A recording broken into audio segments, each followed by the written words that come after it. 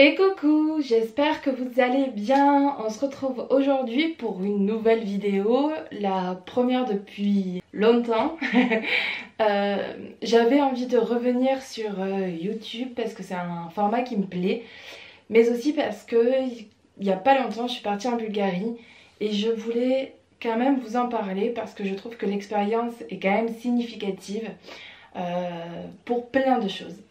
D'abord, pour tout vous dire, déjà pour vous rappeler le contexte, on m'a proposé, on m'a offert un voyage en Bulgarie dans le cadre d'une formation, d'une école, parce que j'ai intégré une école, l'école des bâtisseurs, pour travailler sur mon business, pour développer mon business. Et dans le cadre de cette formation, on nous a offert à moi et à 3 autres personnes une immersion en Bulgarie, pour vraiment travailler ensemble avec un cerveau commun sur nos business. Pour tout vous dire et pour être honnête, quand on m'a proposé ça, eh bien ça a été dur.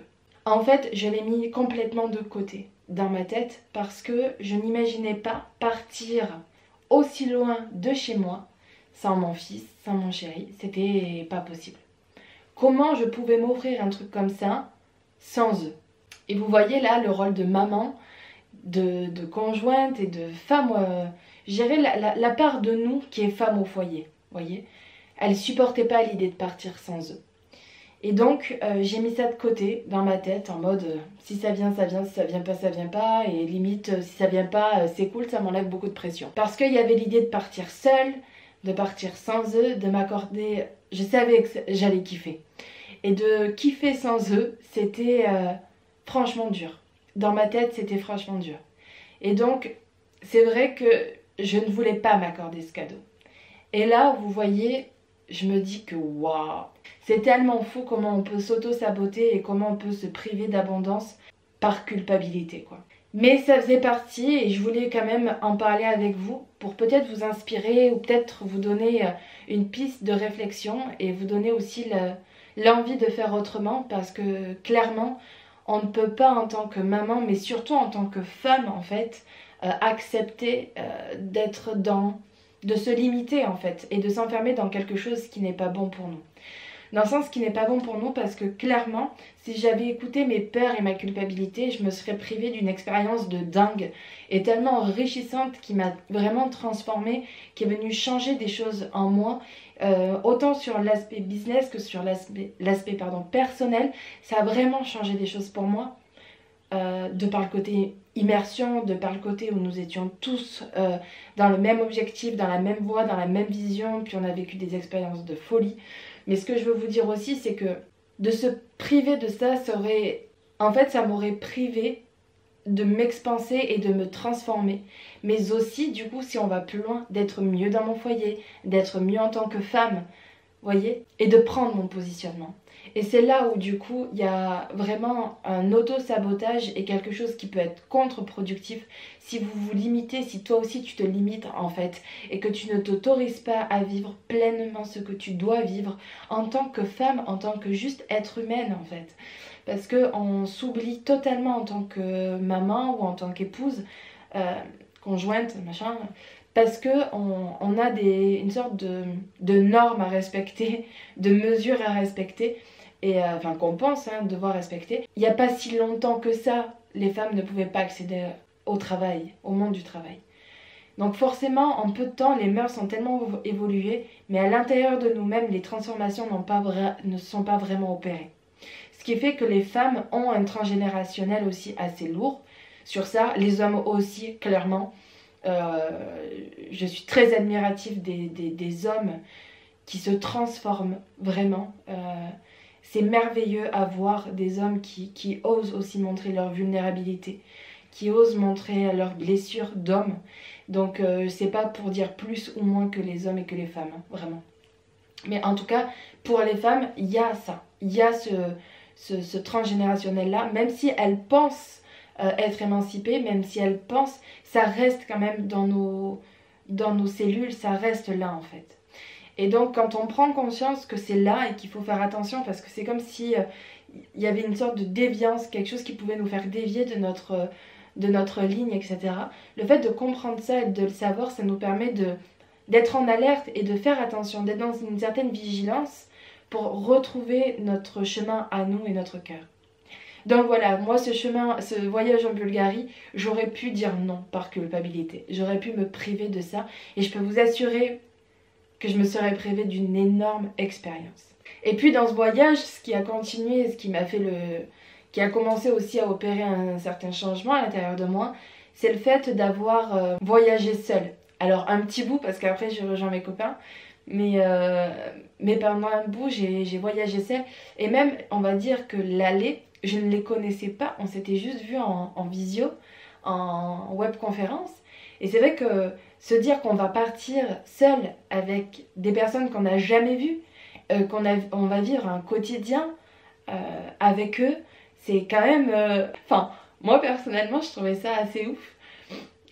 Mais très challengeant, et je savais que, encore une fois, il y avait vraiment quelque chose où on allait se retrouver dans des points communs et que ça allait être ouf. Ça, j'en avais la conviction. Par contre, il y avait quand même ce truc de me dire, mais tu les as jamais vus et tu vas partager un quotidien, quoi. Et à la suite de ça, donc je pars en voyage, je laisse mon chéri et mon fils, et là, il y a une sorte de... En fait, j'avais l'impression de quitter un bout de moi, en fait. C'était assez étrange comme sensation parce que je me suis dit, mais qui es-tu, en fait, au final? Quelle personnalité tu vas avoir? Comment tu vas te comporter avec ces gens? C'est très drôle à dire, mais j'ai l'impression que quand on est dans un quotidien, on prend un masque, on prend une façon d'être, une façon de vivre, alors que c'est pas forcément nous, en fait. J'ai l'impression qu'on rentre dans un rôle, et c'est ce qui m'a... J'ai eu cette sensation comme si je m'enlevais, quand je suis montée dans le train, j'enlevais un manteau. Et c'est dur à dire, sincèrement c'est très dur à dire, parce que on veut pas avouer ça en tant que femme et en tant que mère. On veut pas avouer le fait que, bah ouais, on n'est pas 100% nous, en fait.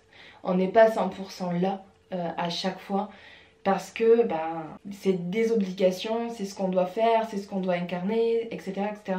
Mais à côté de ça, est-ce qu'on est 100% nous à chaque instant? Est-ce qu'on est en kiffance à 100% tout le temps? Et est-ce qu'à un moment donné, on revêt pas un costume parce que simplement on est dans le flux et dans le truc et qu'on n'a pas le choix? Voilà. Mais moi, j'ai eu cette sensation-là quand j'ai pris le train de me dire, ok, ça tu l'enlèves et vois ce qui va arriver, vois ce que tu vas être.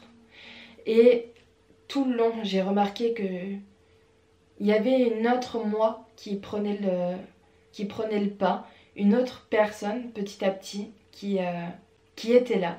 Par contre, il y a eu ce voyage et il y a eu l'atterrissage, et au moment de l'atterrissage, il s'est passé un truc, je ne pourrais vous l'expliquer, mais une sensation d'oppressement, une sensation de...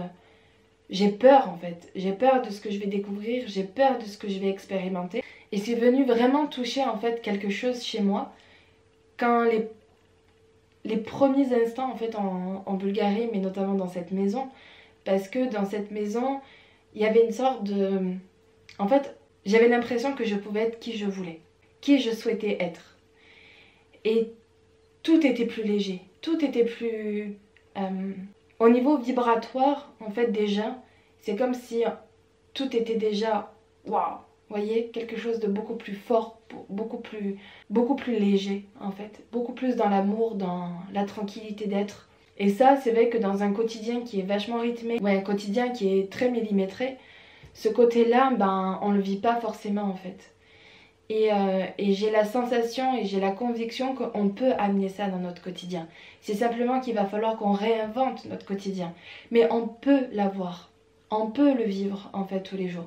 C'est simplement qu'il faut changer les principes qu'on a de nos quotidiens et de nos vies, mais on peut le vivre. Et donc, il y avait une sorte de... J'ai l'habitude de...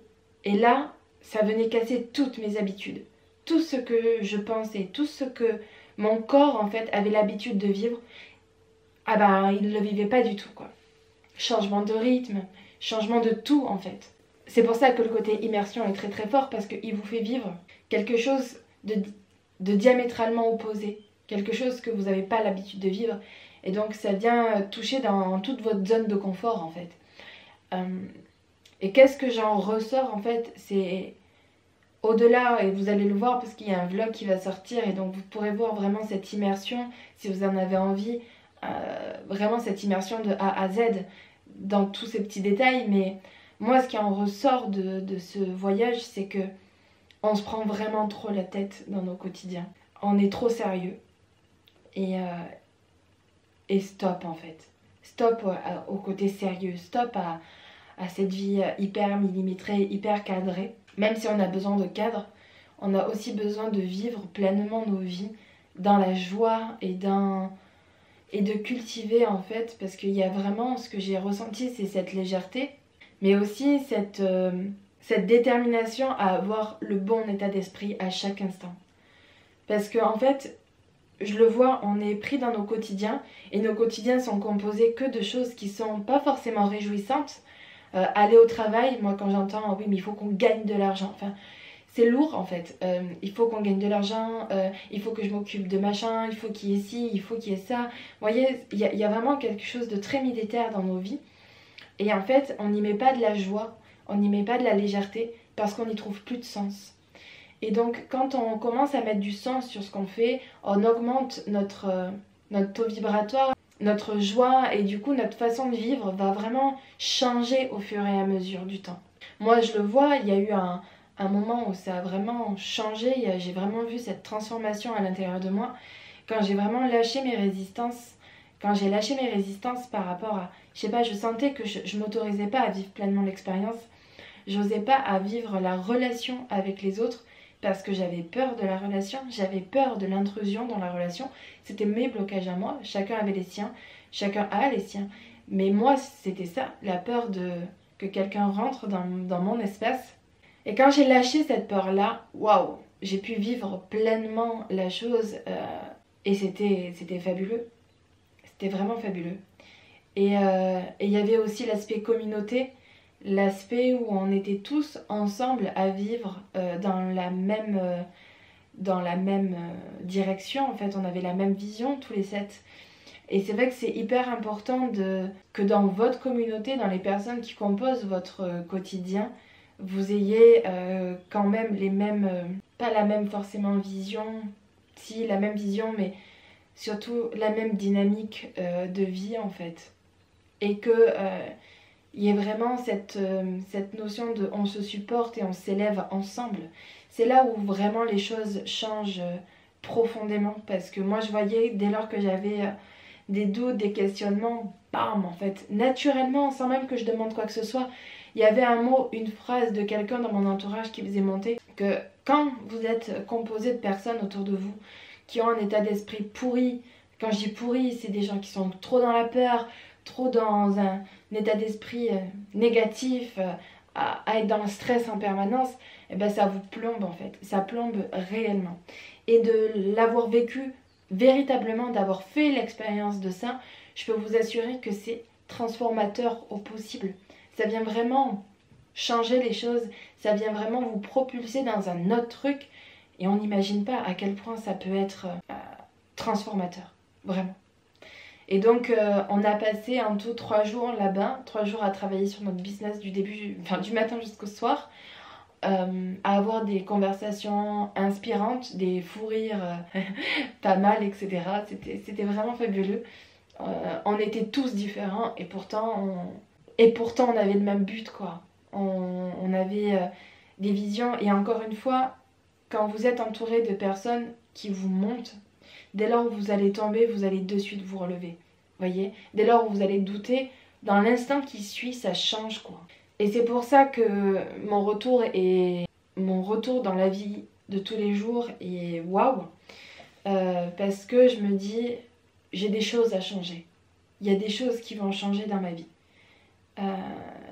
Il y a vraiment une transformation qui s'est opérée, mon cœur s'est ouvert encore plus, et il y a des choses qui vont changer. Parce que nous avons besoin tous d'avoir la vie qu'on mérite, la vie qu'on souhaite au plus profond de nous-mêmes, et que chaque détail est important. Chaque chose, chaque personne, chaque mot, chaque musique, chaque geste, chaque action a une importance capitale dans votre vie. Et moi, là, je ne m'en rendais pas compte, puisque j'ai toujours vécu ainsi. Et ok, je comprenais l'importance, mais pas dans mes cellules. Et là, aujourd'hui, j'ai compris à quel point en moi, c'était important. J'ai compris de par l'expérience à quel point c'était important. De vraiment être pointilleux sur tous les aspects de notre vie. Sur les mots qu'on emploie, sur les choses qu'on pense, sur tout en fait. Tout a un impact. Et je sais qu'en tant que maman, et dans notre quotidien à nous, eh bien, on fait souvent des choses parce qu'on doit le faire. On fait les choses parce que on a pris des engagements. Et c'est bien d'avoir pris des engagements. C'est bien d'avoir c'est même motivant de se dire, ok, j'ai fait le choix de. Alors maintenant, j'assume d'une certaine manière. Mais c'est comment tu assumes qui est pas bon. Qui est souvent galvaudé. Parce qu'en fait, on assume en se tuant à petit feu. On assume l'engagement en se niant soi-même, en se mettant de côté, en oubliant qu'on était des femmes, en oubliant qu'on était humaines avant tout. Et que oui, on avait pris l'engagement peut-être d'avoir un enfant, ou 2, ou 3, peu importe, d'avoir une maison, etc.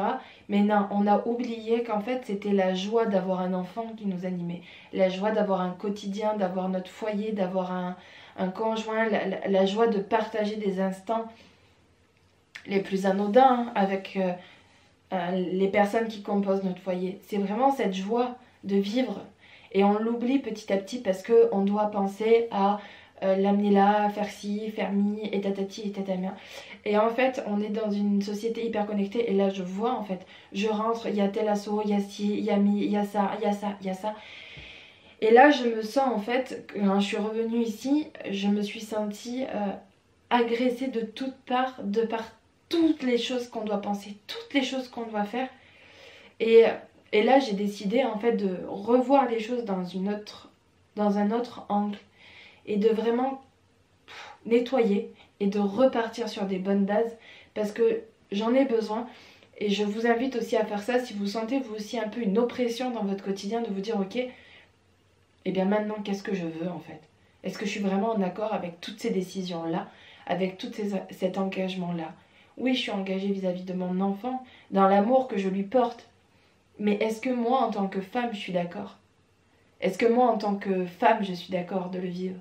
Est-ce que je m'accorde suffisamment d'équilibre? Est-ce que je suis vraiment en harmonie avec tout ça? Voilà. C'était mon retour sur la Bulgarie et la transformation que ça m'a apporté. Et les changements qui vont bientôt s'opérer. Mais en tout cas, je vous partagerai, si vous le désirez, vraiment le vlog de tout ça en fait, pour que vous compreniez peut-être plus en détail et tout ce qui s'est passé dans le concret. Je trouve que c'est hyper chouette aussi, que vous puissiez vivre aussi cette immersion avec nous. Allez, je vous embrasse et à bientôt.